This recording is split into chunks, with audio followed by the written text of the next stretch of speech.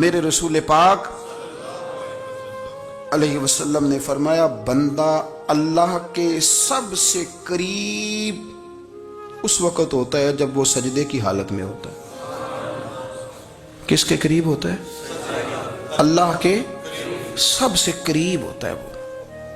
وہ بڑا نیڑے ہے رب کے، بڑا قریب ہے، اس لیے کہ وہ حالت سجدہ میں، وہ جب سجدے کرتا ہے نا اس کی بارگاہ میں جب جھک جاتا ہے۔ آپ ذرا سجدے کی کیفیت دیکھیں نا، زبان بھی یہاں ہے، آنکھ بھی یہاں ہے، کان بھی، عقل بھی ساری، اس نے سارا کچھ رکھ دیا سجدے میں۔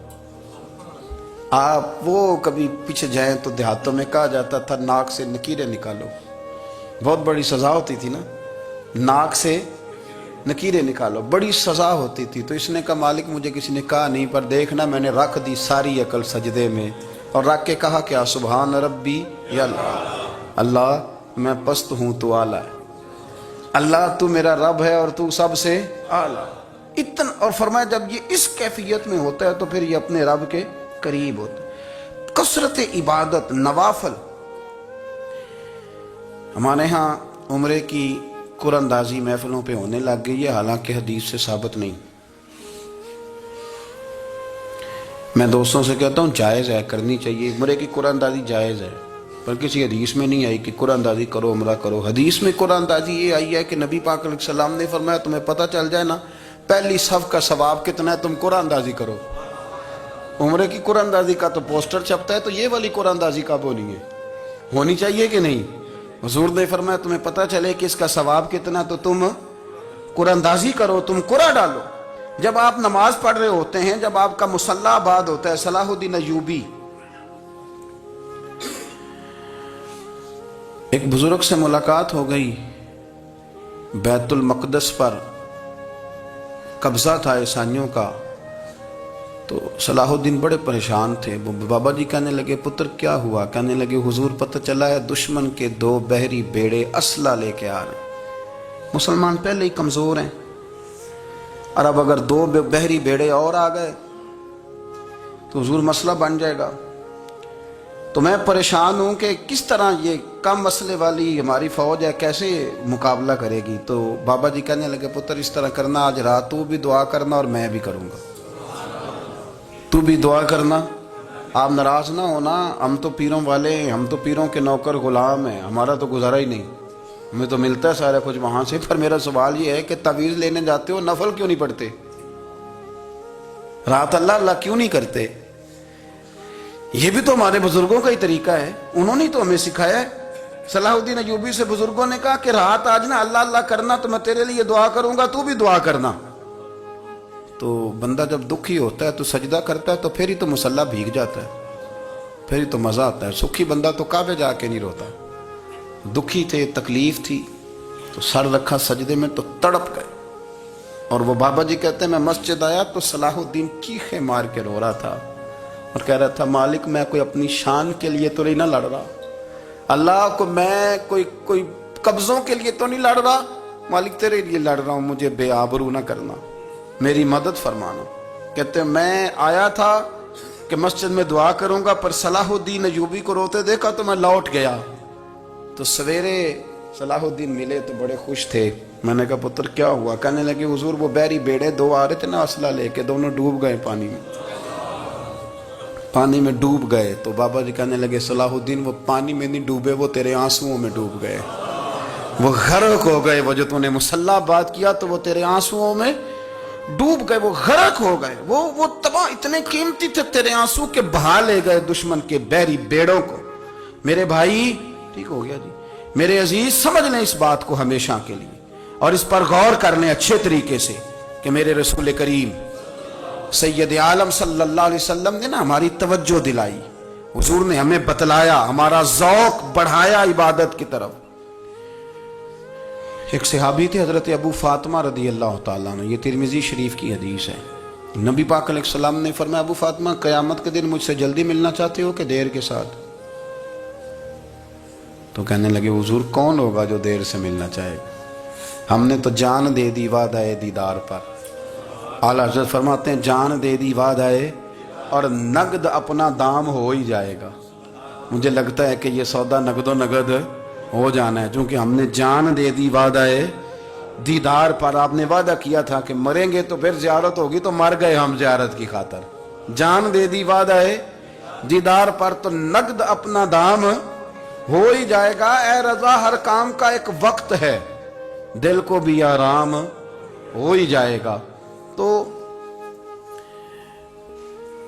حضرت ابو فاطمہ رضی اللہ تعالیٰ عنہ سے نبی پاک صلی اللہ علیہ وسلم نے فرمایا جلدی ملنا چاہتے ہو کہ دیر سے؟ عرض کی حضور فٹافٹ ملنا ہے، میں نے قیامت کے دن آپ سے جلدی ملنا ہے. تو نبی پاک علیہ السلام نے فرمایا پھر اس طرح کرنا، دنیا میں رہ کے سجدے زیادہ کرنا، پھر سجدے زیادہ کرنا، قیامت میں ملاقات جلدی ہو جائے گی، قرب ملے گا تمہیں. اپنے بچوں کے اندر دیکھیں نا، ہم شوق پیدا کرتے ہیں، ہمیں صحیح لفظ نہیں بولنے آتے پر ہم بچوں میں شوق پیدا کرتے ہیں کہ پتر ڈاکٹر بن جائے گا تو بڑا نفع کرے گا، تو لوگوں کی خدمت کرے گا، ملک و ملت کی خدمت کرے گا، تیرے ابا کا نام روشن ہوگا، تیرے دادا کی تعریفیں ہوں گی. ہم یہ ذوق پیدا کرتے ہیں. ہم اپنے نوجوانوں کے اندر یہ فکر پیدا کرتے ہیں، انہیں ہم سمجھاتے ہیں کہ میاں جب تم پڑھو گے، محنت کرو گے تو فلاں آدمی کی طرح تمہارا نام ہوگا.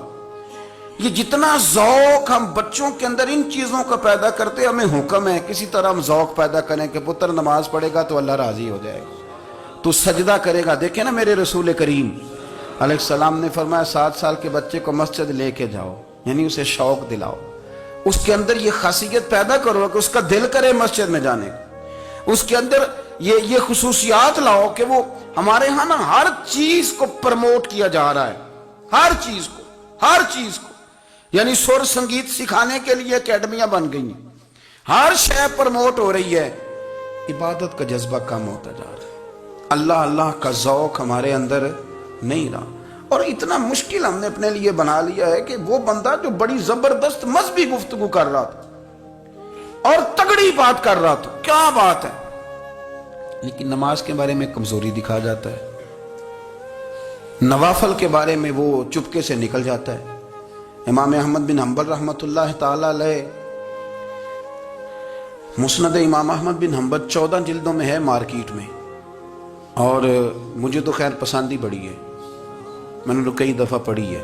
اور کیا بات ہے امام احمد بن حنبل کی، کیسے تگڑے قسم کے محدث تھے اور اللہ نے کتنا انہیں اعزاز عطا فرمایا ہوا ہے. یہ کوڑے بھی کھاتے تھے دین کی خاطر، سارا کرتا لہو سے بھر بھی جایا کرتا تھا، بڑا اعزاز والا شخص تھے، بڑے اعزاز والے. حدیثیں جمع کرنا، حدیثیں لکھنا، حدیث پڑھانا، سارا دن رہتے تھے. کہہ سکتے تھے کہ میں کر تو رہا ہوں کام، اور حدیث بھی موجود ہے کہ عالم عابد سے افضل ہوتا ہے، پر اس کے باوجود امام احمد بن حنبل رحمۃ اللہ علیہ 300 نفل فرض نمازوں کے علاوہ پڑھا کرتے تھے. 300 نوافل روز پڑھا کرتے تھے. ان کے بیٹے نے کہا ابا جی مکان خریدنا ہے تو کوئی جگہ کہاں کر کے لوں، بہت ساری آبادیاں. تو فرمایا پتر وہاں لینا جہاں مسجد قریب ہو.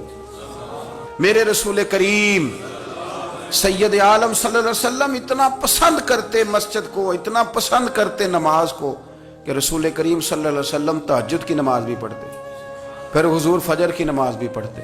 نبی پاک وتر کو الگ کر کے پڑھتے، عشاء کے ساتھ نہیں پڑھتے. یہ تو ہم اس لیے اجازت دی ہمارے بزرگوں نے کہ بعد میں اٹھے گا کون علیحدہ وتر پڑھنے کے لیے، عشاء کے ساتھ پڑھ لیں. وتر پڑھتے، تہجد پڑھتے، فجر پڑھتے، اشراق پڑھتے، چاشت پڑھتے، پھر مغرب کی نماز کے بعد 6 رکعت اوابین پڑھتے، پھر رات کو صلاۃ اللیل پڑھتے. سیدہ عائشہ صدیقہ کہتی ہیں زمانہ سو جاتا اور میرے رسول مصلی بچھا کے کھڑے ہو جاتے. او یار کھیتی باڑی کر کے نہیں، محنت مزدوری کر کے نہیں. جناب عائشہ کہتی ہیں میں یہ بھی دیکھتی کہ حضور ایک آیت شروع کرتے تو ساری رات اسی کو پڑھتے، اور میری نظر جاتی تو قدم مبارک پہ ورم آ جاتا. یار نماز پڑھ پڑھ کے، اتنی مشقت کر کے، اتنی جد و جہد کر کے ورم آ گیا. یا رسول اللہ اتنی محنت کیوں کرتے ہو؟ فرمایا افلا اکون عبدا شکورا، کیا میں اپنے رب کا شکر گزار بندہ نہ بنوں؟ صحابہ کا ذوق عبادتوں کا، ریاضتوں کا، تلاوتوں کا، طبیعت ان کی، وہ ایک دوسرے کو. حضرت مولا علی شیر خدا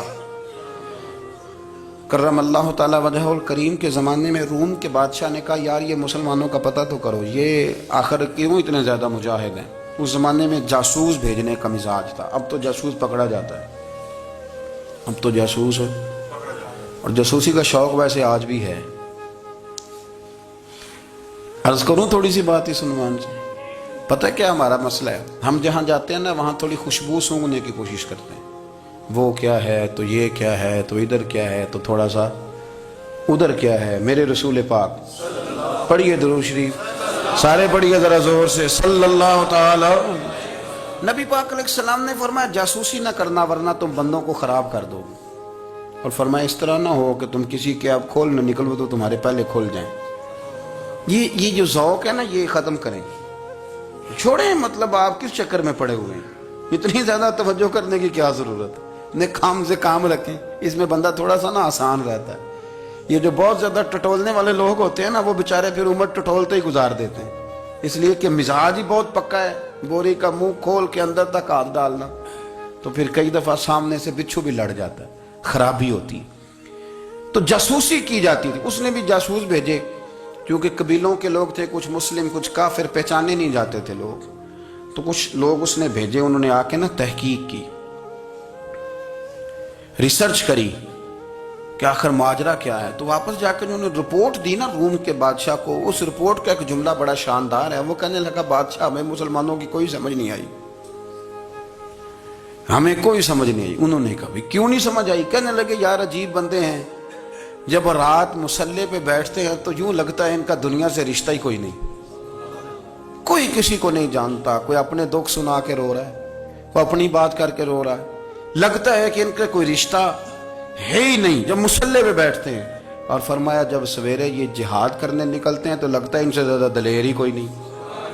حالانکہ جو مسلوں پہ رونے دھونے کے لوگ ہوتے ہیں وہ کئی دفعہ جہاد میں کام نہیں کرتے. لیکن عجیب لوگ ہیں کہ رات کے راہب ہیں دن کے مجاہد ہیں. کوئی سمجھ نہیں آتی. میرے عزیز ان لوگوں نے مصلہ آباد کر کے رکھا. تلاوتیں ان کا ذوق رہی. منظر روز پڑھنا اسباق پڑھنا وظائف پڑھنا یہ ان کا ذوق رہا.